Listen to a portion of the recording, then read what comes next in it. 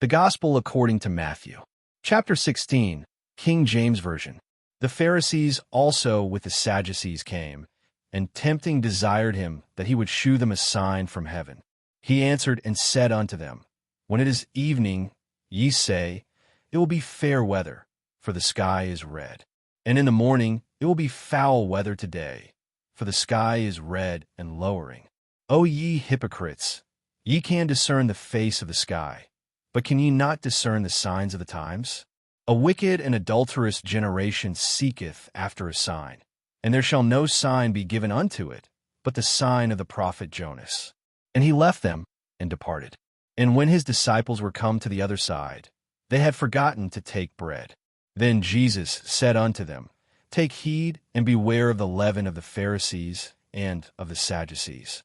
And they reasoned among themselves, saying, It is because we have taken no bread. Which when Jesus perceived, he said unto them, O ye of little faith, why reason ye among yourselves, because ye have brought no bread? Do ye not yet understand? Neither remember the 5 loaves of the 5,000, and how many baskets ye took up?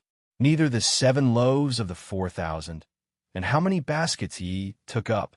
How is it that ye do not understand that I spake it not to you concerning bread, that ye should beware of the leaven of the Pharisees and of the Sadducees?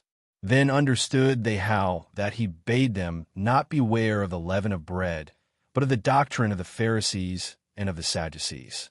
When Jesus came into the coasts of Caesarea Philippi, he asked his disciples, saying, Whom do men say that I the Son of Man am? And they said, Some say that thou art John the Baptist, some Elias, and others Jeremias, or one of the prophets. He saith unto them, But whom say ye that I am? And Simon Peter answered and said, Thou art the Christ, the Son of the living God.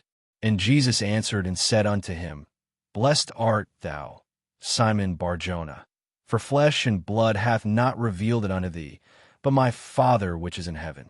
And I say also unto thee, that thou art Peter, and upon this rock I will build my church, and the gates of hell shall not prevail against it. And I will give unto thee the keys of the kingdom of heaven. And whatsoever thou shalt bind on earth shall be bound in heaven, and whatsoever thou shalt loose on earth shall be loosed in heaven. Then charged he his disciples that they should tell no man that he was Jesus the Christ. From that time forth began Jesus to shew unto his disciples how that he must go unto Jerusalem, and suffer many things of the elders and chief priests and scribes, and be killed, and be raised again the 3rd day. Then Peter took him, and began to rebuke him, saying, Be it far from thee, Lord, this shall not be unto thee. But he turned, and said unto Peter, Get thee behind me, Satan. Thou art an offense unto me, for thou savorest not the things that be of God, but those that be of men. Then said Jesus unto his disciples, If any man will come after me, let him deny himself, and take up his cross, and follow me. For whosoever will save his life shall lose it, and whosoever will lose his life for my sake shall find it. For what is a man profited, if he shall gain the whole world, and lose his own soul?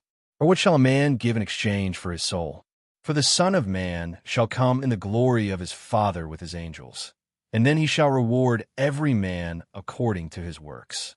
Verily I say unto you, there be some standing here, which shall not taste of death, till they see the Son of Man coming in his kingdom.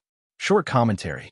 Matthew 16 is a watershed chapter in the Gospel, marking the moment when Christ's identity is clearly confessed and his mission plainly revealed.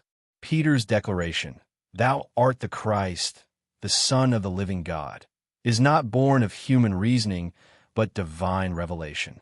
Upon this truth, Christ builds his church, not on human authority or tradition, but on the unchanging confession of who he is.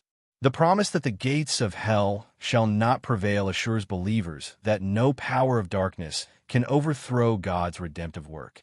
The chapter also clarifies the cost of discipleship.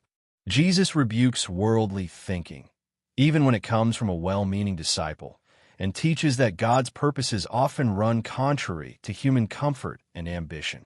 True life is found not in self-preservation or worldly gain, but in surrender to Christ. Matthew 16 calls every believer to choose eternal truth over temporary advantage, to guard against false doctrine, and to follow Christ with faith, courage, and obedience.